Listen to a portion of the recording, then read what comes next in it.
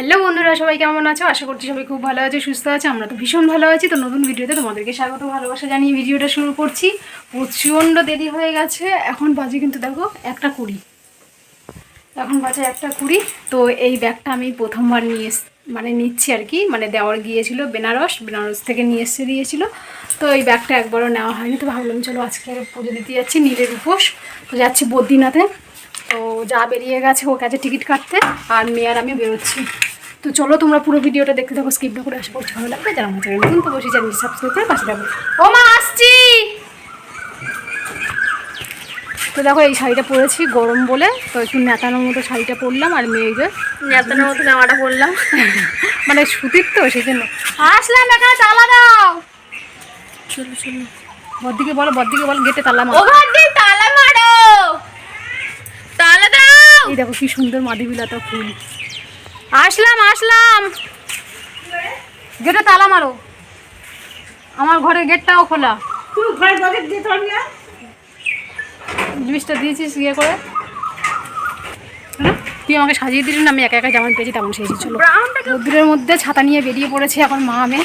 ওর যাওয়ার ইচ্ছা নেই, ওকে জোর জবরদস্তি নিয়ে যাওয়ানো হচ্ছে। ওর আজকে পড়া ছিল 12:30 দিকে পড়া ছিল। তো বলেছিলাম যে স্যারকে বল 10টায় আসতে। তো স্যারকে যখনই বললো, স্যার বললো ঠিক আছে কালকের যাবো। তো কালকের আসবে স্যার পড়াতে। তো সেই জন্য যেতে পারছে আমার সাথে। ফার্স্ট টাইম কিন্তু আমি যাচ্ছি বদ্রীনাথে। আমি কোনোদিন যাইনি, অনেক নাম শুনেছি কিন্তু কোনোদিন যাইনি। দেখা যাক কেমন। স্টেশনের রোদ দেখো পুরো একদম যেন খাঁ করছে। আর এই রোদে বেরিয়ে মেয়ে বলছে কেন আসলে মা, বাড়ির সামনে পুজো হচ্ছে ওখানে দিলে ভালো হতো। তো বাড়ির সামনে প্রতি বছর দেওয়া হয়, তো বদ্রীনাথে তো কোনোদিন যাওয়া হয় না।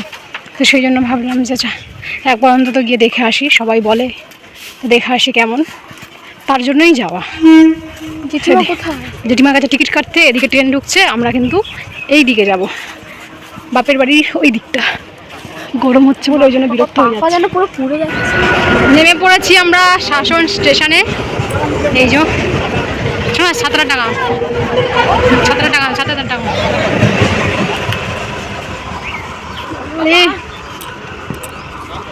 ভাই, 7 টাকা।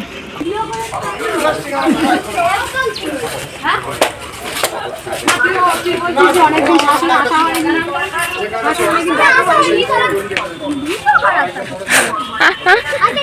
ভিডিও করে আমি সবসময় দেখতে পাবো। ভিডিও করার আমার মামাইতে গিয়েও ভিডিও করবো, ঠিক আছে?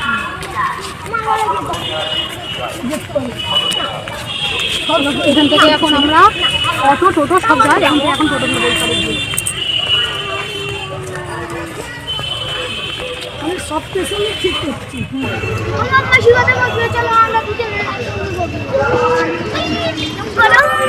কোথায় যাবে? আবার চড়তেও পারে বাবা। কি করে চলে যাবে? ওরা উঠতে হয়। আজকে পর থেকে আমি কাঁচা আম খাবো। কোনোদিন কাঁচা আম খাইনি। আমরা কাঁচা আম খেয়ে নিয়ে এসছি। কাঁচা আম দিয়ে বাইরে ওই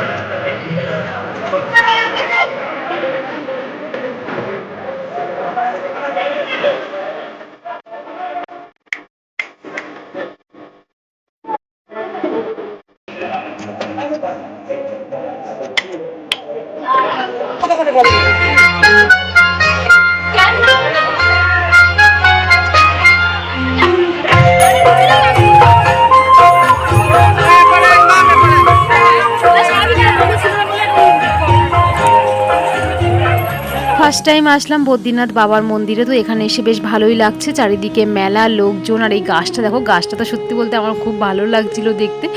কি বলতো, ছোট্টর মধ্যে চারিদিকে ডালপালা ছড়িয়ে গেছে, এক একটা গাছ যেমন লম্বা হয়ে ওঠে, কিন্তু এটা না। তো আমরা মন্দিরে আসলাম, আর এখানে প্রচণ্ড লাইনও পড়েছে, প্রচুর কাদা। এখন যাচ্ছি বাবার পুকুরে। বাবার পুকুরটা ছোট্টর মধ্যে, কিন্তু জলটা তো একদম দই হয়ে রয়েছে।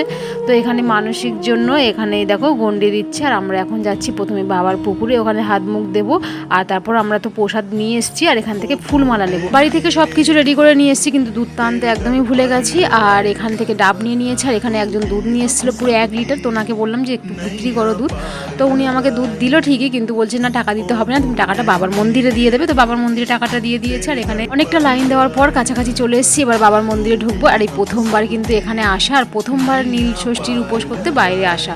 তো প্রতি বছর কিন্তু নীলের উপোস কিন্তু আমাদের পাড়াতেই করি, পাড়াতে ঠাকুর রয়েছে, রাধাকৃষ্ণ মন্দির রয়েছে, মনসা মন্দির রয়েছে, তো কাছাকাছিই করি। কিন্তু এবছর ফার্স্ট টাইম বাইরে বেরিয়ে বেশ ভালোই লাগছে। যাই হোক চলো এখন বাবার মাথায় দুধ ডাব দিয়ে বাবার মাথা ঠান্ডা করি। আর এখানে কিন্তু কোনো পুরোহিত নেই, নিজেরাই পুজো করা। তো যাই হোক বাবাকে এইটুকুই বলবো, বাবা সবাইকে ভালো রেখো, সবাইকে সুস্থ রেখো, তুমি ভালো থেকো।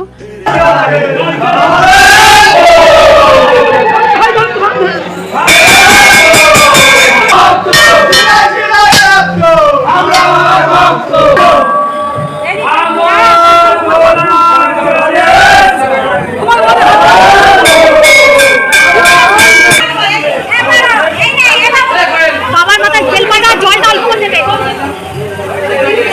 দাও এই মামদের সাইডটা মামদের চল ভাই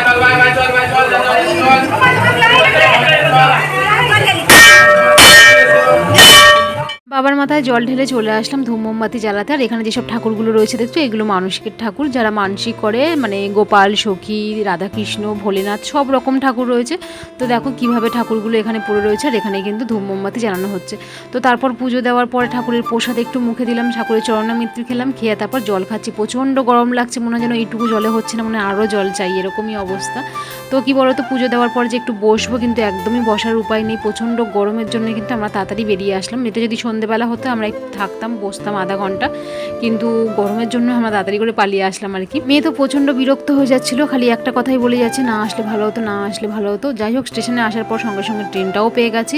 তো এখানে দেখো ভাইয়ের সাথে একটু মজা করছি, যে এরকমভাবে চশমা পর, এরকমভাবে স্টাইল মার। আর বাবার যে গলার মালা, তো সেটা একটা ওকে দিয়ে দিয়েছি বাবার গলা থেকে খুলে নিয়ে। তো বাড়িতে চলে এসেছি, বাড়িতে কিন্তু আমি ছোলা ভিজিয়ে রেখে গেছিলাম। আর এখানে একটুখানি ফল খেয়ে নিচ্ছি, বেদানা আর মুসাম্বি লেবু। এটা কিন্তু আমি খাচ্ছি সন্ধ্যেবেলা, তার কারণ কি বলতো, নীলের উপোসে কিন্তু সন্ধ্যেবেলায় বাতি দিতে হয় আর সন্ধ্যেবেলায় খেতে হয়। তো সেই জন্য ভাবলাম যে পুজো দিয়েছি কিন্তু সন্ধ্যেবেলায় মানে যা কিছু খাওয়ার খাবো। কিন্তু জলটা তো খেয়ে নিয়েছিলাম পুজো দিয়ে, কিন্তু পারছিলাম না প্রচণ্ড গরমের জন্য।